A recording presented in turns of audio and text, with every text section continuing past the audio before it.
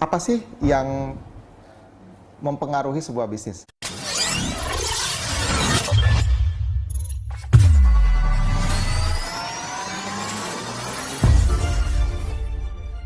Apa-apa saja yang kita perlukan sebagai seorang entrepreneur untuk menyiapkan diri menjadi pribadi-pribadi yang berhasil. Sebagai seorang entrepreneur, sebagai seorang pebisnis, dan tentunya tidak berhenti sebagai pembelajar ya. Saya pun hari ini masih belajar bisnis. Itu tidak boleh tidak untuk kemudian terus mengupgrade kapasitas keilmuan kita di sini. Apa kira-kira yang pertama dan utama yang mempengaruhi sebuah bisnis? Kalau saya kasih gambaran sederhana, yang pertama itu adalah mimpi. Atau bahasa sederhananya visi. Maka kalau motivasi kita bergerak dalam berbisnis hanya sekedar untuk menyelesaikan masalah kita, melunasi hutang, menyelesaikan cicilan, menyelesaikan masalah ekonomi keluarga, hanya sekedar untuk menyelesaikan, maka insya Allah mudah-mudahan bisa selesai. Tapi kemudian begitu sudah selesai, jika kita tidak segera melanjutkannya dengan visi, memiliki visi besar, maka kita akan kehilangan effort setelah itu. Maka Bapak dan Ibu sekalian, sekali lagi punya mimpi, punya visi. Maka buat teman-teman sekalian, every leader is dreamers. Setiap pemimpin adalah pemimpi. And every dreamer is reader. Dan setiap pemimpi adalah pembaca. Every leader is reader. Semua pemimpin adalah pembaca. Justru karena dia membaca, karena itulah dia mampu melewati dimensi ruang dan waktu, mampu memiliki mimpi dan visi yang besar. Jadi teman-teman sekalian yang menarik, sebagai seorang entrepreneur, faktor yang kedua adalah mengikuti apa yang diajarkan oleh Quran juga, di mana kita disuruh punya energi yang besar meraih mimpi yang lebih tinggi, yaitu meraih cita-citanya. Wasari'u ila magfiratin min rabbikum wa jannatin 'arduhas samawati wal ard uiddat lil muttaqin. Bersegeralah, berlomba-lomba untuk segera meraih ampunan dan surga Allah yang mengalir air di bawahnya. Disediakan bagi orang-orang yang bertakwa. Nah, ini menjadi motivasi kedua di atas dari orang yang bermotivasinya karena ancaman, karena kepepet, karena masalah-masalah kehidupan. Jadi, kalau seorang leader, seorang pebisnis, motivasi geraknya selalu karena ancaman, maka sebetulnya dia belum naik kelas. Ketika dia mau naik kelas, motivasi dia lebih besar untuk melompat lebih tinggi adalah karena dia punya mimpi, dia punya visi, dia punya energi meraih cita dan asa dia. Dan begitulah Quran berbicara. Quran berbicara tentang konsep bagaimana kemudian meraih surga yang paling tinggi. Baik. Begitu pula seorang entrepreneur. Seorang entrepreneur ketika dia motivasinya melebihi dari hanya sekedar menyelesaikan masalah ekonomi keluarganya, maka dia akan memiliki energi yang besar untuk tidak berhenti, bahkan melewati apa yang hari ini membatasi pada dirinya. Apa yang ingin Anda wujudkan untuk menjadi prestasi dan sejarah terbaik dengan tinta emas dalam kehidupan teman-teman semua. Jadi kembali kepada mimpi dan visi. Yang kedua, apa yang mempengaruhi bisnis seseorang gitu ya? Apa yang mempengaruhi bisnis seseorang? Yang mempengaruhi bisnis seseorang yang kedua itu adalah sikap, mental, dan karakter gitu ya. Sikap, mental, dan karakter. Ini mempengaruhi seseorang. Inilah yang membedakan pemimpi dengan pemimpin. Ketika pemimpi hanya berhenti pada mimpinya, maka pemimpin dia tidak berhenti pada mimpinya. Dia segera mempersiapkan sikapnya. Dia menjadi sikap seorang pemenang, bermental seorang pejuang, dan berkarakter seorang pemimpin. Maka dia akan menjadi sukses dalam kehidupan gitu. Ya, jadi dia harus memiliki sikap pemenang. Bagaimana sikap pemenang itu, teman-teman sekalian? Nah, ini resolusi tahun 2021. Resolusi 2021, teman-teman memiliki sikap optimisme bahwa apa yang teman-teman canangkan sebagai resolusi, apa yang teman-teman rencanakan, punya iltizam, punya tekad yang kuat untuk bisa meraih tersebut, teman-teman meyakini bahwa itu akan diraih dengan baik. Dan itulah mengapa dalam Quran sering disebutkan betapa banyak pasukan-pasukan yang kecil mampu mengalahkan pasukan-pasukan yang besar. Kenapa? Karena dari awal sikapnya sikap pemenang, gitu. Sikapnya pemenang. Senyum yang sumringah, mata yang berbinar-binar, gerak tubuh yang bersahabat ya. Itu metode-metode edukasi yang saya tulis di buku TMB, SMS ya. Senyum yang sumringah, mata yang berbinar-binar, dan gerak tubuh yang bersahabat.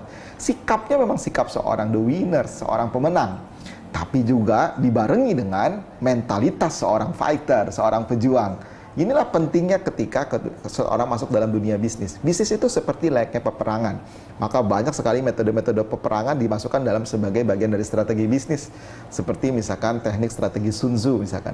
Maka mentalitas sebagai seorang petarung, sebagai seorang pejuang gitu, sebagai seorang mujahid yang tangguh, tidak runtuh dengan halangan, tidak menyerah dengan hambatan gitu. Mereka, kenapa? Karena mereka punya visi. Andai kata ada seperti dinding yang besar di depan dia tidak melihat dindingnya. Yang dia lihat adalah yang ada di balik dindingnya, yaitu visinya dia, mimpinya dia. Dan itu yang membuat dia tidak berhenti untuk berusaha. Meskipun jatuh lagi, jatuh lagi, jatuh lagi.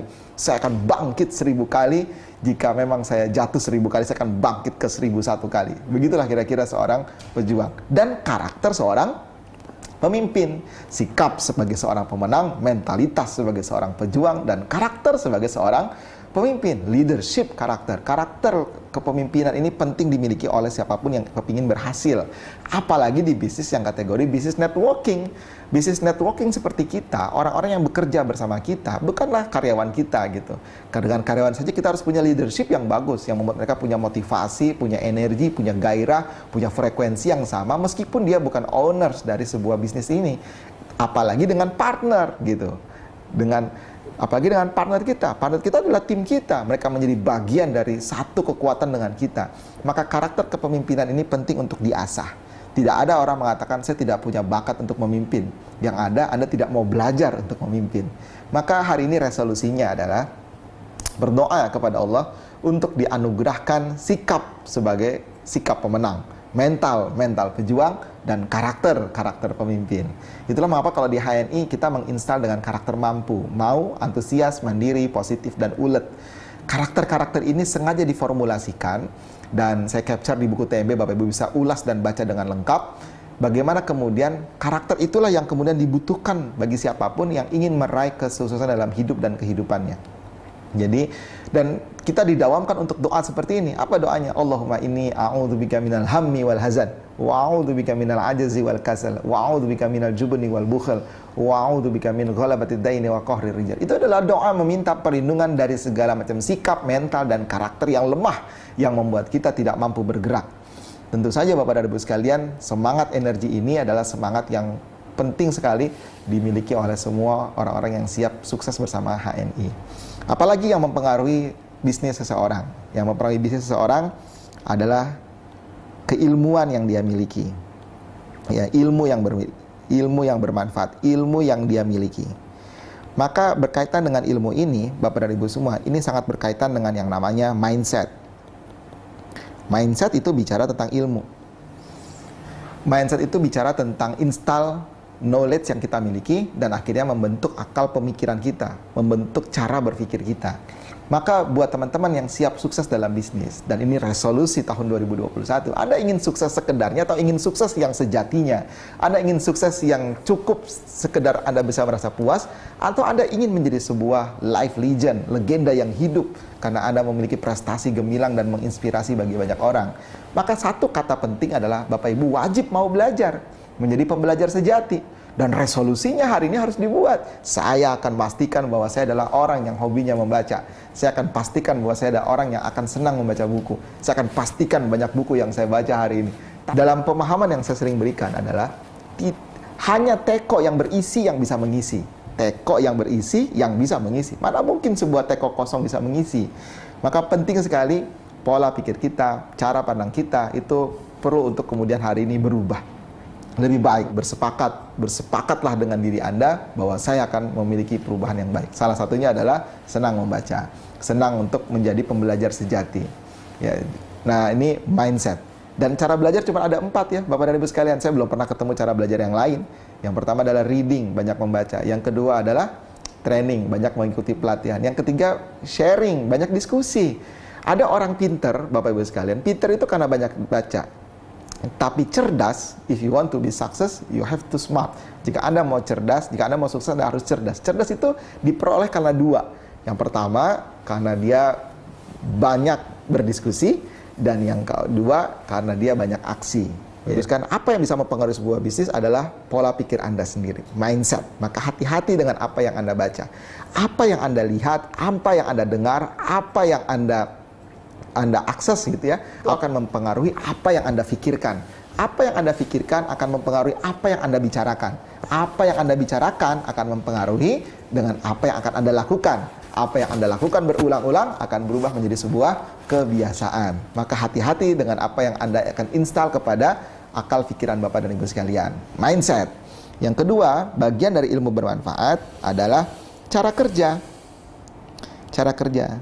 Maka ketika Bapak dan Ibu sekalian cara kerjanya makin sistematik, cara kerjanya makin duplikatif, cara kerjanya makin simpel, cara kerjanya makin bisa dievaluasi, terukur ya, terstandar dan terukur. Karena hanya yang terstandar bisa diukur. Kalau nggak punya standar bagaimana ngukurnya kan gitu ya. Maka itulah yang akan membuat bisnis Anda semakin melesat. Nah, alhamdulillahnya Bapak Ibu sekalian, di bisnis seperti kita di HNI, Bapak Ibu tidak perlu lagi untuk mengoprak-ngoprek kira-kira cara kerja seperti apa yang harus Bapak Ibu lakukan. Cara kerja kita sudah di-capture dengan sangat baik dengan edukasi yang disebut namanya cara kerja benar. Maka Bapak Ibu ikuti saja, follow the system and follow the leaders who is follow the system. Ikuti sistem dan ikuti leader yang mengikuti sistem. Konsepnya begitu.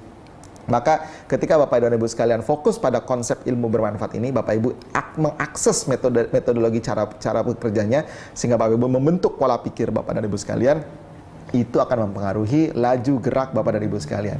Dalam dunia bisnis, setidaknya salah satu yang sangat diperlukan oleh banyak orang memang adalah akses keilmuan, akses edukasi.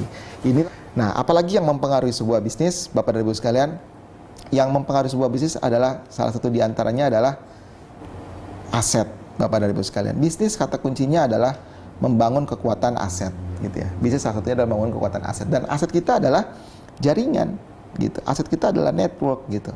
Maka Bapak dan Ibu sekalian, membangun network, membangun pasar di sini menjadi satu hal yang mempengaruhi sebuah bisnis. Kalau tadi bicara tentang ilmu, salah satunya adalah ketika Bapak Ibu banyak berdiskusi dengan banyak orang, akan muncul yang namanya creativity, gitu ya, kreativitas. Ini juga menjadi salah satu bagian yang mempengaruhi sebuah bisnis. Maka faktor berikutnya adalah aset tadi ya. Maka apa sih hari ini kita kerjakan? Yang kita kerjakan hari ini adalah bagaimana membesarkan aset. Bisnis dalam konsep apapun, itu dia kata kuncinya adalah membesarkan aset. Menariknya di bisnis networking, itu aset kita adalah network kita sendiri, jaringan kita sendiri. Maka Bapak Ibu sekalian, Bapak Ibu dan Ibu penting sekali untuk merawat aset. Bapak Ibu penting sekali membesarkan aset yang namanya jaringan ini. Bagaimana caranya? Caranya tidak lain dan tidak bukan, Bapak dan Ibu sekalian wajib yang namanya melakukan, yang pertama adalah rekrutmen. Rekrutmen semaksimal mungkin. Menariknya alhamdulillah kita berada di sebuah bisnis yang kategori bisnis networking yang tidak bergantung dengan tempat, tidak tergantung dengan dimensi ruang dan waktu.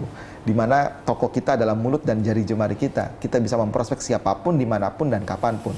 Yang butuh Bapak dan Ibu lakukan adalah Bapak Ibu merencanakan rekrutmen tersebut. Ada yang kategori rencananya adalah berkaitan dengan aksi, berkaitan dengan waktu, aksi, ya, waktu, maksudnya dalam satu hari Bapak Ibu menyediakan waktu berapa banyak untuk melakukan rekrutmen.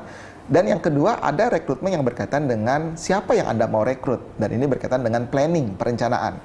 Yang pertama adalah kaitannya dengan waktu, ya, berapa banyak waktu yang Anda sediakan untuk melakukan rekrutmen, kerja rekrutmen di HNI.